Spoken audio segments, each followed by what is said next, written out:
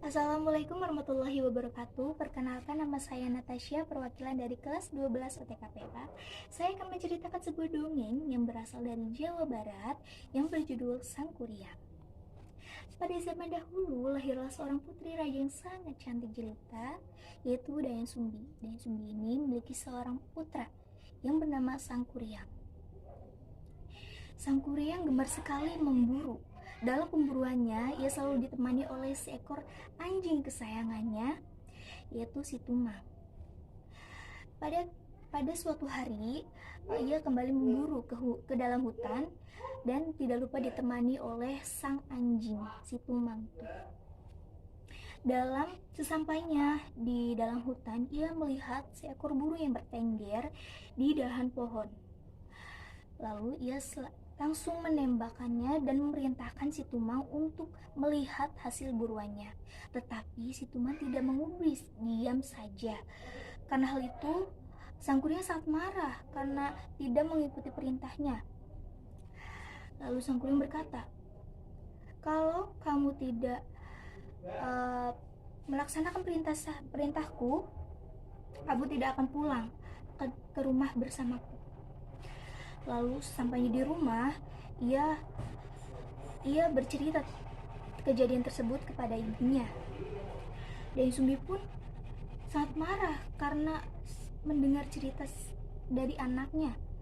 Diambillah sendok nasi lalu dipukulkan ke kepala Sang Kuryang. Sang Kuryang pun sangat kecewa terhadap ibunya. Kenapa ia sayang kepada anjingnya bukan kepada anak kandungnya? Dan si Tumang itu bukan lain adalah titisan dewa. Dia dikutuk oleh para dewa dan sekaligus ayah kandung dari si Sang Kuryang.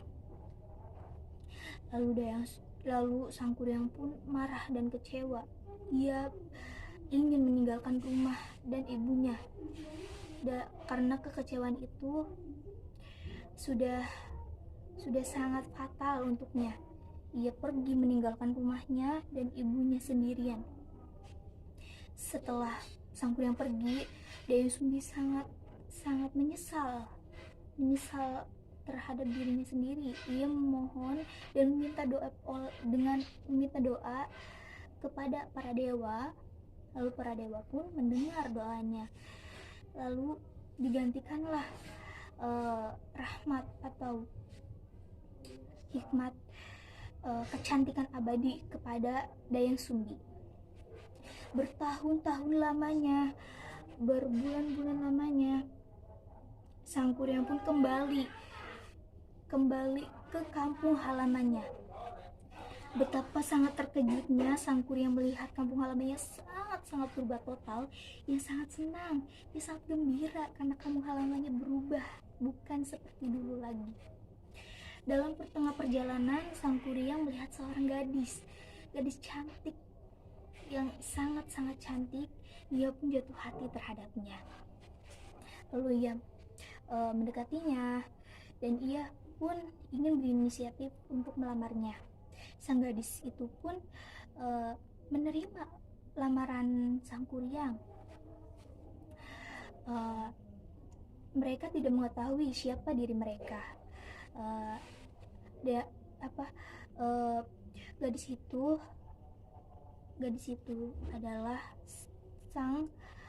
adalah Dayang Sumbi.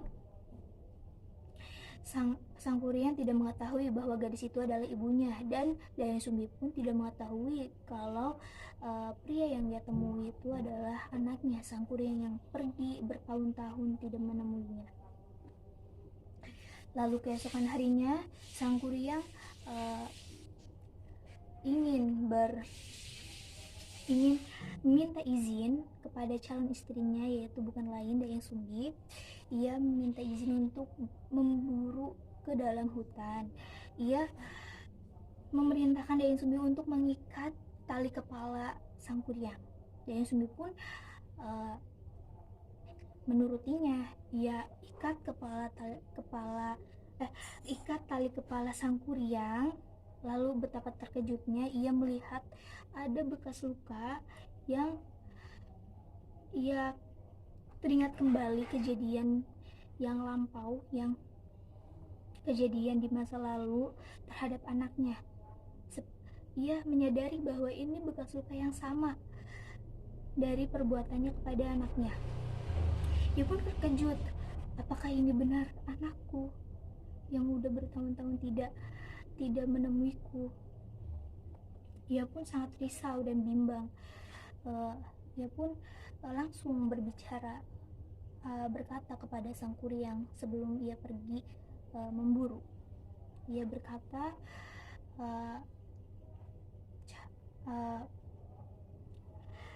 batalkanlah pernikahan kita, kayak gitu. Terus setelah itu sang kuryang tidak mengubris bahwa omongan dari calon istrinya itu adalah omong kosong. Ia tidak mengubris apapun ya, dan ia akan segera pergi memburu. Tetapi Dayang Sumbi mencegatnya. Ia berkata, kalau engkau ingin menikahiku, ada dua pilihan, ada dua syarat.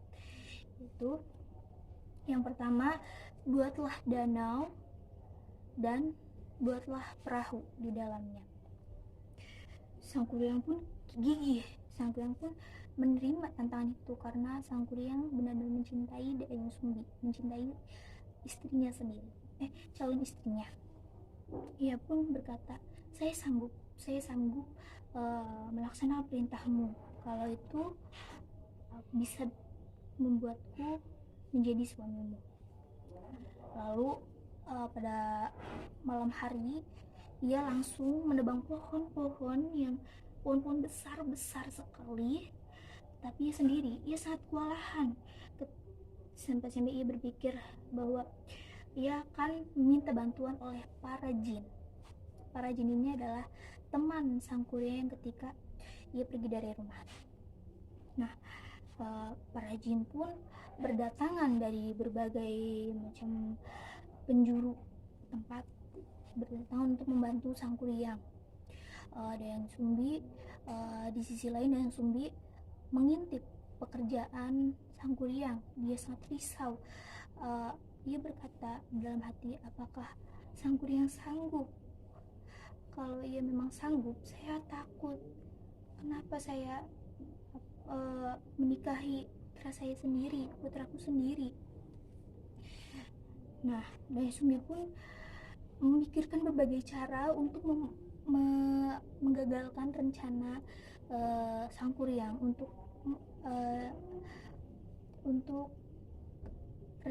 membuat perahu dan danau. Lalu ia berinisiatif untuk membangunkan ayam di malam hari. Ia membangunkan ayam berkokok sehingga para jin ketakutan bahwa pertanda sang fajar bermuncul. Pagi telah datang. Ketika ayam berkokok, para jin kabur entah kemana, langsung hilang, dan sang kuryang pun sangat kecewa, sangat marah. Siapa yang berbuat seperti ini? Dan ia mengetahui bahwa calon istrinya lah yang berbuat curang seperti ini. Dia telah menggagalkan dua syarat dari calon istrinya. Dia sangat marah ketika pekerjaannya ingin selesai, perahu buatannya sangat besar. Ia langsung marah, ia langsung menendang sekuat mungkin sampai jauh banget, jauh sekali, menendangnya ke arah Jawa Barat. Dan sekarang menjadi tempat wisata, yaitu Gunung Perahu Prambanan gitu. Gunung Tangkuban Perahu. Nah, dijebol lah danau itu, dan banjir di seluruh kampung, banjir oleh sang kuryang. Sekian cerita dari saya. Bila kekurangan atau ada kesalahan, mohon maaf. Billahi taufiq wal hidayat. Wassalamualaikum warahmatullahi wabarakatuh.